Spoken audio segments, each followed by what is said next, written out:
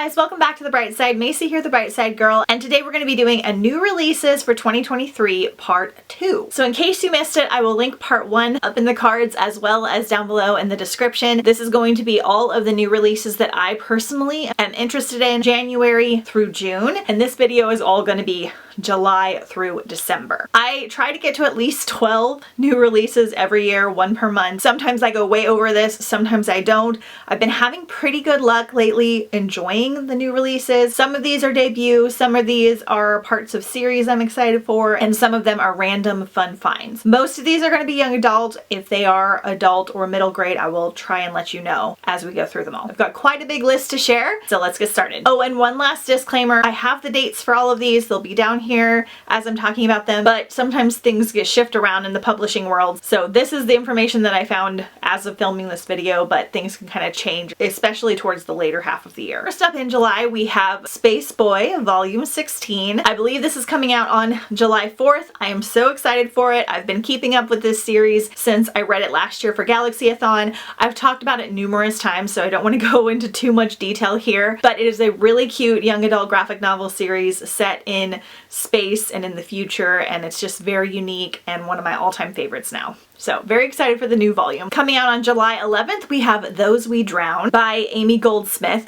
The cover is what really drew me to this book because of course we all know I love a good mermaid, nautical ocean themed read, and this one sounds very promising. I was very sad that it did not come out in time for Mermaid Marathon. So this is an ocean-drenched atmospheric horror novel. Liv's best friend disappears on their first night aboard their dream semester at a sea program. But is he really sick like everyone says, or is something darker lurking beneath the water? When Liv lands on an all-expensive paid opportunity to study aboard a luxury cruise ship, the EOS for a semester, she cannot believe her luck, especially since it will offer her the chance to spend time with Will, her ex-best friend, who's barely spoken to her since the night their friendship changed forever. But as soon as she steps aboard, Liv realizes just how far in over her head she is. With Will, with the rest of the semester students, including the brittle and beautiful Constantine, who may be hiding his own ties to the EOS, and most of all with the Sirens, 3 glamorous and mysterious influencers who seem to have the run of the ship. I think we're gonna have some mermaid in here, fingers crossed. I love a YA horror because they tend to not be too scary,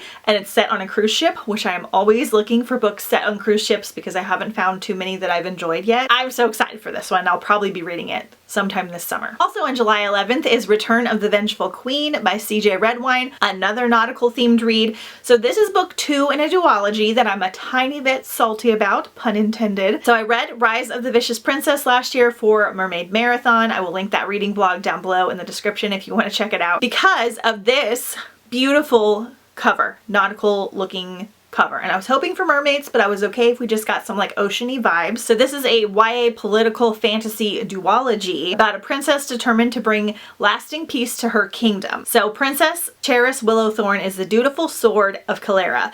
Raised to be ruthless and cunning, her only goal is to hold her war-torn kingdom together long enough to find a path to peace with their ancient foe, Montevello, even if it costs her heart. When violence erupts in the castle itself and an unseen enemy begins sinking Calera's ship, Charis realizes a threat much greater than Montevella is coming for her people. She forms a plan. By day, she is Calera's formidable princess, and by night, she disguises herself as a smuggler and roams the sea with a trusted group of loyalists. So, that description combined with this cover implied to me that there was going to be a lot of like nautical ocean type vibes, but they are really on the ship hardly at all and they hardly talk about it. And then right when you think you're gonna like see something or figure out what's going on, it would like cut scene and you'd be back on land and back at the castle. However, the ending of this one was very exciting, very promising. So I am willing to read this next one, which comes out on July 11th, because I'm hoping it will tie everything together and it'll be one that I will recommend to everybody. So fingers crossed. Coming out on July 18th is Under the Forgetful Sky. This is a futuristic star-crossed love story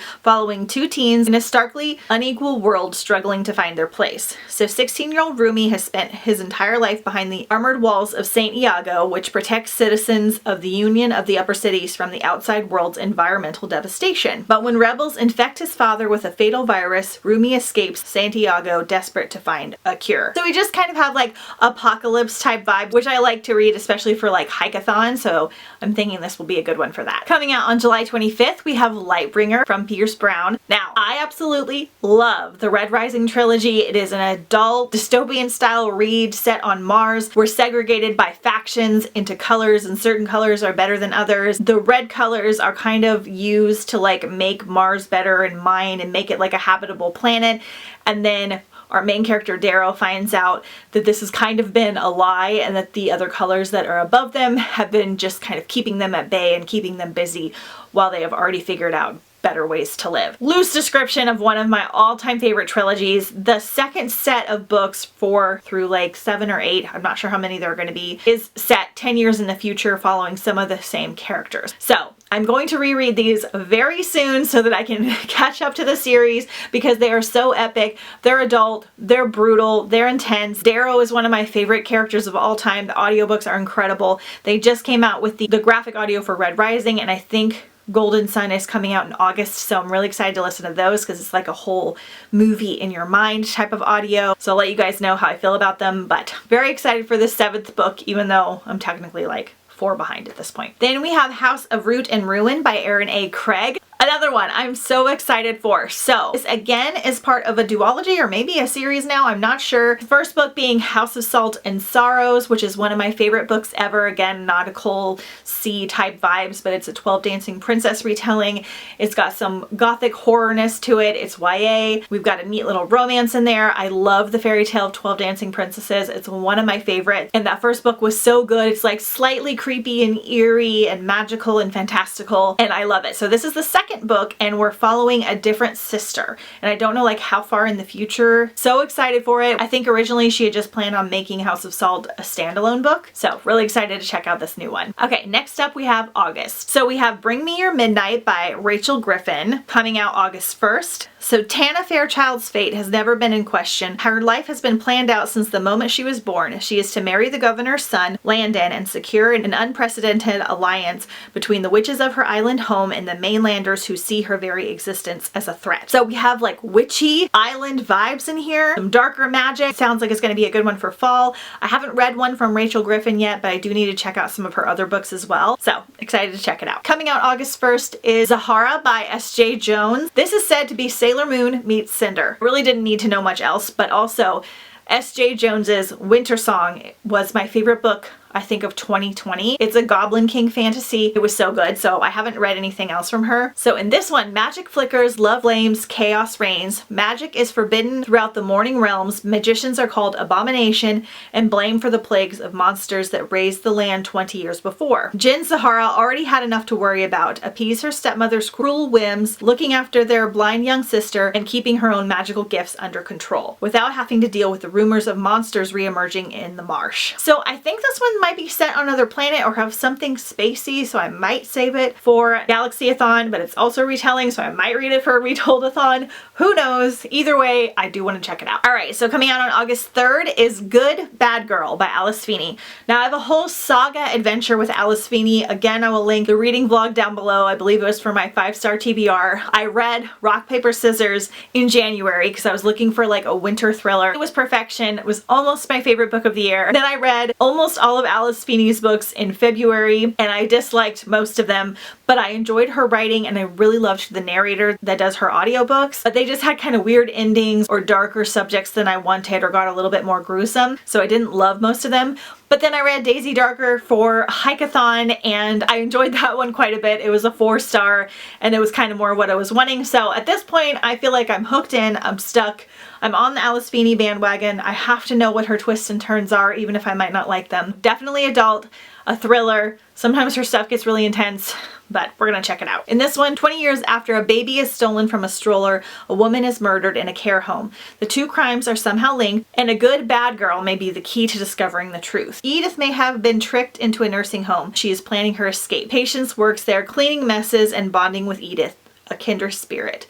But Patience is lying to Edith about almost everything. So, sounds like it might be really intense, but we'll see how it goes. And the only manga I think I've ever talked about is a Fangirl Volume 3. I absolutely love Rainbow Rowell. She's one of the only contemporary writers that I really enjoy. And Fangirl is one of my favorite books ever. It's a kind of new adult contemporary romance. So sweet, so cute, so fun. I love it so much. So I really enjoyed the first 2 volumes of this manga interpretation of Fangirl. I felt like it did a fabulous job. I was just enthralled, and it was a really fun way to reread the book. So I'm excited for Volume 3, and I think there's going to be one more after this. Coming out August 15th is Nell and the Never Beast. So I believe this is a middle grade novel, and the main reason I put this on here is that Addie Rule wrote Strange Sweet Song, which is one of my favorite young adult, slightly gothic novels about a girl that's at an opera boarding school. It's so magical and delightful, and I haven't read anything else from her. Never Beast, a slinking creature with an overwhelming stench impossibly charms young Nell. Befriending this shapeshifter propels Nell into an unforgettable summer. Sounds really fun and probably good for fall. Okay. I'm so excited for this. Coming out August 15th. I don't believe we have a cover yet for this one. We just have a blank photo for now. I'm anxiously awaiting this cover, and I hope that means that they're not delaying it. But we have a duet with the Siren Duke, and this is part of the Married to Magic series by Elise Kova. So I read the first book, Deal with an Elf King, I think last year or maybe early this year.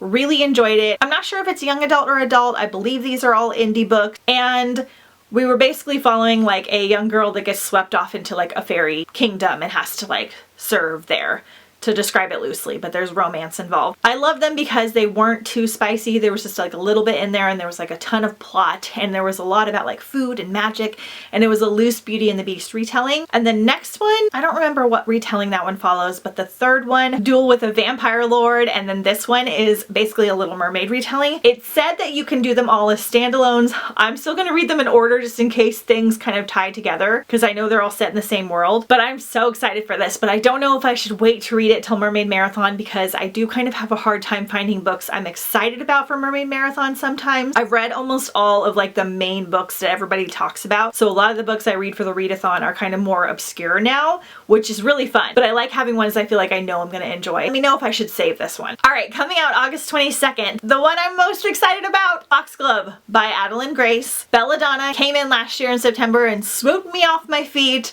and I was absolutely blown away how much I loved that book. I like had to go and buy the special edition. Foxglove is the only book that I have pre-ordered this year. I'm kind of stingy when it comes to my book purchases for new books, but I had to have this one because it's gonna match my Barnes & Noble edition, and they're so beautiful. So this is a continuation of Belladonna series, and we get a new character in here, and I'm so excited. Belladonna is gothic, Death is a main character, we have tea parties and like Bridgerton but spooky type vibes. It's so good. I'm doing a bad job describing it, but this is a perfect one for fall. It's elegant. The romance is so good. I just loved it so much, and I'll probably be rereading Belladonna before this one comes out. Coming out August 29th is A Multitude of Dreams by Mara Rutherford. So in this one, Princess Imogen of Gosland has lived a sheltered life for 3 years at the boarded up castle. She and the rest of the inhabitants are safe from the bloody Morai Roja plague that ravaged the kingdom. But Princess Imogen has a secret, and as King Stuart descends further into madness, it's at great risk of being revealed. Rations dwindle each day, and unhappy murmurings threaten to crack the facade of the years-long charade being played within the castle walls. So we've got some good gothic castle plague type vibes. Sounds like it's going to be great for fall. I think this is young adult, not entirely sure. The cover's stunning, and I definitely want to check it out. Coming out August 30th, we have Hellfinder by Paula Stokes. So in this one, winter breaks turn deadly when Rory Quinn and her treasure hunter grandmother travel to Iceland in search of an enchanted artifact. Their mission is to recover a blood-smeared stone that legend says will lead whoever possesses it to the nearest doorway to hell. The client's grandson, Eleanor, took the stone at the request of his favorite heavy metal band, and as part of a publicity stunt, the band plans to open the closet doorway rumored to exist deep inside of one of Iceland's mini volcanoes in just 3 days. This sounds absolutely wild and fun. It's probably one that I'll save for Hike-a-thon with those treasure hunter traveling type of vibes, but I'm very excited for it. Overall, August is a huge month for books coming out that I want to read, so I am very, very excited about it. Okay, next we have September, which has so many things I'm excited for. Coming out September 19th is A Study in Drowning. Let's be honest, I'm interested in this mainly because of the cover. It's incredible. So Effie Zare has always believed in fairy tales. She's had no choice. Since childhood, she's been haunted by visions of the Fairy King. She's found solace only in the pages of Angharad, author Emily Merriden's beloved epic about a mortal girl who falls in love with the Fairy King and then destroys him. Effie's tattered dog-eared copy is all that's keeping her afloat through her stifling first term at Lear's prestigious architectural college. So when Merriden's family announces a contest to design the late author's house, Effie feels certain that this is her destiny. It just sounds really, really unique and fun, and like it has some gothic vibes to it, fairy tale vibes, and this will be a great one for fall. Coming out September 26th, Mermaids Never Drown, Tales to Dive For. This is an anthology with Zoraida Cordova, Natalie C. Parker, Julie C. Dow, and a bunch of other really popular young adult authors. I believe they're all about mermaids. So another one that I'll be saving for Mermaid Marathon next year because I love a good anthology. Okay, coming out on September 26th, we have The Scarlet Veil by Shelby Morin. This is the author of Serpent and Dove, which I still need to read, and it is a dark and thrilling vampire romance set in the same world as Serpent and Dove. So 6 months have passed since Celie took her sacred vows and joined the ranks of chasseurs as their first huntswoman. With her fiancé Jean-Luc as captain, she is determined to find her foothold in her new role and help protect Belterra. But whispers from her past still haunt her, and new evil is rising, one that Celie herself must vanquish unless she falls prey to the darkness. So I'm assuming we have a vampire hunter falling in love with a vampire, and it sounds so good. I believe this is going to be young adult as well. Not sure, but really, really excited for it. We need all the vampire books for fall. Coming out September 28th, we don't have a cover yet for this one either, is Upon a Frosted Star, When the Snow Falls, She Will Be Free. This is from M.A. Kuznair. I'm not sure how to pronounce her last name. The author of Midnight in Everwood that I read I think last year. It's a retelling of The Nutcracker. So this one says the invitations always arrive the same way, without warning, appearing around the city on the first snowfall of the year, simply inscribed with tonight. Struggling artist Foster finds an invitation. He's bewitched by the magic of the evening, swept up in the glamour of this notorious annual party, and intrigued as to who is behind them. So this is said to be kind of like Great Gatsby meets Swan Lake. So we have another retelling, one that would probably be good for wintertime. I always am looking for more of those. Next up is October. All right, so we have Prince of Thorns and Nightmares by Lindsay Miller. This is part of a Disney series that she is doing all about the Disney princes. I will be reading Prince of Sea and Song for Mermaid Marathon, which was the first one about the Little Mermaid. I believe that these are all standalone. This is like a retelling of Sleeping Beauty, but from Prince Philip's perspective. Covers are beautiful. Such a genius idea. Definitely checking it out. Coming out October 17th is Flower and Thorn. So One Girl, One Boy, A Promise Broken, A Magic Stolen. Irania has wanted to be a flower hunter ever since her mother disappeared into the mysterious mist of the Rand Salt Flats one night. Now 17 Irana uses her knowledge of the magical flowers to help her caravan survive the harsh desert. When her handsome hunting partner and childhood friend finds a priceless silver spider lily said to be able to tear down kingdoms and defeat an entire army, Irana knows this is her chance for a better life, until Irana is tricked by an attractive imposter. So this sounds really cool. It's set in the Salt Flats, which is really fun. So we have like a desert vibe, and we've got flower magic and some deceit, and I'm sure a romance. I think this is young adult. Overall, just sounds really unique. Coming out October 24th is A Curse for True Love by Stephanie Garber. This, of course, is the third book in the Once Upon a Broken Heart trilogy, which is a spin-off trilogy set in the future after Carval. I love it. I'll be reading at least the second book, if not both of them again, before this one comes out. One of my most anticipated of the year. Cannot wait for it. I would highly suggest getting familiar with Carval first. It's such a magical, fun trilogy, and then it just continues on with this world. But you also get a couple of the same ones in there. The books are beautiful. Her writing is just so fun, and I highly recommend it. Also coming out October 31st, Halloween, is Starling House by Alex E. Haro, a contemporary gothic fairy tale about a small town haunted by the history it can't quite seem to bury, and the canny, clever young woman who finds herself drawn to the house that sits at the crossroads of it all. Starling House is odd and ugly and full of secrets, just like its heir. Opal knows better than to mess with the haunted houses or brooding men, but it might be a chance to get her brother out of Eden, and it feels dangerous, like something she's never had, a home. But she isn't the only one interested in the house or the horrors and wonders that lie beneath it. If Opal wants a home, she'll have to fight for it. She'll have to dig up her family's dark past and let herself dream of a brighter future. She'll have to go down into Underland and claw her way back to the light. This is a new like YA gothic romantic fantasy. And it sounds like everything we need, especially on Halloween. Next up, November. So we have Vengeance of the Pirate Queen, which is from Trisha Levenseller. And this is the third book now in the Daughter of the Pirate King, what we thought were duologies. I believe this is set in the same world following a different character. I'm not entirely sure. Daughter of the Pirate King is currently my favorite pirate read. I love it so much. I recommend it all the time. I absolutely love Trisha Levenseller, so I'm very excited to check out this new addition to her awesome pirate books. Okay, coming out November 7th is The Godhead Complex. This is the Maze Cutter #2. I have not read The Maze Cutter yet, which is a spin-off of The Maze Runner, but I am so excited for it, so I wanted to include this one because it's coming out soon. The Maze Runner, if you're not familiar, is just such a fun trilogy. The movies are really good, even though they're different than the books. I'm not really sure like how to entirely describe The Maze Runner. There's like these kids in these experiment, and they have to like try and get out of the experiment, and they're not really sure how they got there, and it's got wilderness vibes for part of it. And the new one seems like it might have more like nautical vibes, which sounds really incredible, so definitely want to check it out. And then lastly we have December. So I only have one book I'm excited about for December. Sometimes they don't announce the December releases until like later on in the year, but this is such a good one. It was almost the one I was the most excited for, but there's a lot of good ones coming out the later half of the year. So we have This Cursed Light, which is the second in the This Vicious Grace duology, and This Vicious Grace is my favorite book of the year so far. It's set on an island. We have a girl that is supposed to enhance her partner's magical abilities to help protect the island from these like demon type creatures,